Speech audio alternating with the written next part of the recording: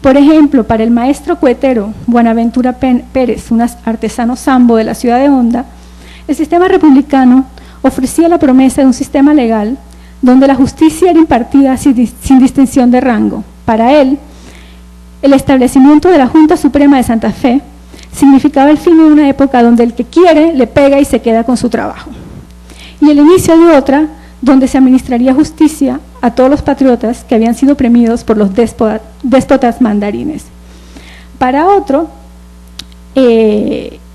la patria ya venía siendo tiempo de que yo me desquite de todo lo que me han hecho y quitado con despotiquez a nombre del rey. Y ya para él era la patria, decía, era descansar de los planazos de Juan Gutiérrez, un gamonal local, ¿no? Y así hay varias interpretaciones sobre lo que de la patria a ese nivel, ¿no?, local, popular, ¿no? Ya era liberarse de las opresiones tradicionales. Lo que diferenciaba a los artesanos neogranadinos de otros del mundo atlántico es la importancia que tomó la igualdad racial en su ideario republicano. Muchos eran libres de color para quienes entonces la igualdad racial se convirtió en un aspecto crucial del ideal antiaristocrático identificado con la República. Y eso es algo que quiero explicar. El tema de la sangre azul, del mérito, de que el nacimiento no debe determinar las opciones de una persona o su capacidad de ascenso social. En el caso de la América hispana tiene un cariz racial muy claro, ¿no? Significa que la raza no debe determinar el ascenso social de una persona. Y por eso probablemente no es casual que estas alianzas independentistas lleven a estas leyes que mencioné antes, que permiten la igualdad de voto a todos los blancos indios mestizos, ¿no? ¿Qué significa esta igualdad racial? ¿Y cuál es la ideología un poquito detrás de eso?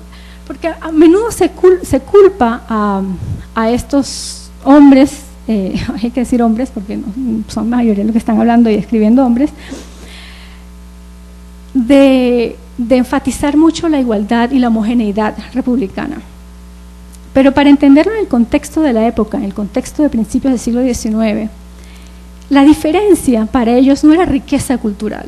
Para ellos la diferencia era el sistema de castas, la diferencia entre nobles y plebeyos, la diferencia entre esclavos y libres, la diferencia entre negros y blancos. La diferencia no era algo bueno en esa época, la diferencia era la diferencia de las jerarquías. Entonces, en esa época, donde nunca había habido homogeneidad, y eso era algo absolutamente novedoso, ahora sabemos todos los problemas que eso tiene, pero en esa época no se sabía, y eso hay que resaltarlo, era una cuestión liberadora, ¿no? De que ahora nadie podía acusarlo a uno de ser negro y por lo tanto no poder ir a la universidad, o por lo tanto no poder ser abogado, por lo tanto no poder ser senador. Era un ideal muy bonito en esa época, ¿no? Verlo desde esa perspectiva. La homogeneidad era una cosa novedosa. Entonces hay que verlo desde esa perspectiva de principios del siglo XIX, ¿no? La diferencia asociada a la jerarquía. Eso es con lo que se asocia en esa época.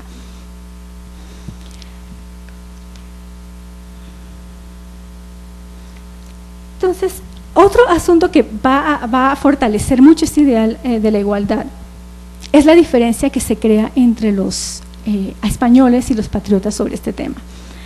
Se mencionó antes, se ha mencionado muchas veces cómo en Cádiz, en España, la Constitución le niega la ciudadanía a los descendientes de África, mientras que las leyes electorales colombianas no lo hacen.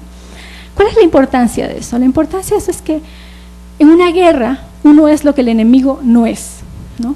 Y si el enemigo es una cosa, el que está peleando del otro lado tiene que hacer la otra, y el que no está de acuerdo, pues se le puede acusar fácilmente de traidor y de antipatriota. Eso fue exactamente lo que sucedió en esta época, ¿no? Si los españoles le hubieran dado la igualdad racial a los descendientes de África, yo no sé qué hubiera pasado tal vez. El imperio hubiera durado 50 años más o más, pero no se la dieron. Y eso hizo posible dos cosas. Una, que los patriotas pudieran decir, nosotros somos los únicos que damos la igualdad racial. Dos, que nadie pudiera dentro de los independentistas decir, sí, república sí, patriotismo sí, pero no igualdad racial, porque enseguida le acusaban, no, tú estás con los españoles, piensas con los españoles. Entonces convierte la igualdad racial en uno de los pilares del nacionalismo patriota republicano. Y eso va a tener consecuencias muy a largo plazo, ¿no? Ahora, yo no quiero con esto dar la impresión de que estoy celebrando y que todo es tan bonito y tan lindo y no hay ningún problema, ¿no? No, tampoco así. Pero entender todo en el contexto de la época. A menudo, a ver si lo leo, así es más claro. Se ha asumido que la tendencia de los pardos a evadir la autoidentificación social, de lo que se habla en los comentarios aquí, y a denunciar abiertamente la discriminación racial a las cuales eran sujetos, era una consecuencia directa del ideal nacionalista de armonía e igualdad racial. Sin embargo, una mirada cuidadosa al lenguaje de ese periodo sugiere que esto no fue una consecuencia necesaria de la retórica de igualdad racial, sino que fue un proceso histórico violento que necesita ser explicado. Voy a salir un poquito del texto y hablar un poquito de eso para los no académicos que están acá. Creo que todos los colombianos y muchas partes de América Latina pensamos que una característica nuestra es que no hay racismo, ¿no? Que todos somos hermanos y nos queremos todos, y eso es parte de ser latinoamericano, la teoría del mestizaje, del ser mulato. Obviamente eso ha sido denunciado por académicos y no académicos como un mito, que no tiene ninguna relación con la realidad, pero es un mito muy fuerte. Y volver a la construcción de ese mito en esa época, hay que preguntarse un par de cosas. Los mitos generalmente de este tipo, ¿no?, que tratan de traer armonía, reflejan conflictos muy fuertes que hay debajo y tratan de solucionar esos conflictos con grandes ideologías fundacionales.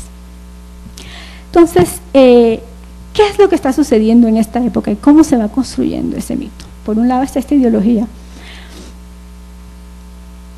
Cuando surge el discurso nacionalista de armonía racial, este no suprimía necesariamente la posibilidad de denunciar la discriminación racial.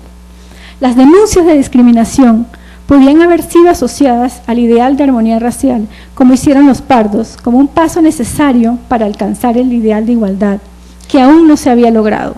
Otros ideales, republicanos, como la abolición de la esclavitud y la alfabetización, eran vistos de esa manera. De hecho, durante los primeros años de la República, aún no estaba claro cómo y si los pardos podían denunciar legítimamente la persistencia de la desigualdad racial.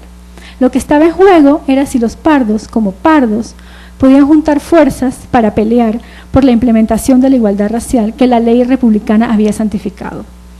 Lo que propongo es que hubo otro concepto que jugó un papel fundamental en consolidar los límites del lenguaje republicano. Y este concepto es el concepto de guerra de razas. O sea que no fue que los pardos no querían denunciar la desigualdad o que el ideal de igualdad los tenía tan manipulados que no se atrevían a denunciarla. Ellos habían peleado por esa igualdad, ese ideal de igualdad racial en las guerras, eran conscientes de haber peleado en las guerras, de haber sido los veteranos que habían participado en las guerras, ayudado a la independencia de Colombia. Si con el tiempo dejan de denunciar la discriminación, es por un proceso muy violento y de criminalización que se dará durante los años 20 y 30 del siglo XIX, que es el lenguaje de guerra de razas. ¿Cómo funciona? Una característica de este periodo es la coexistencia del lenguaje de guerra de colores, como se dice en la época, con uno de armonía racial. A un extremo del espectro del lenguaje racial se encontraba la noción de armonía. Este era el lenguaje oficial del Estado, de las ceremonias patrióticas, de los discursos militares. Este proveía el lenguaje oficial que justificaba las políticas raciales del Estado, como la promoción de la inmigración europea, la eliminación de categorías raciales en las parroquias y en los oficios legales. Este también era el lenguaje con el que los blancos y los pardos tenían que dirigirse al Estado.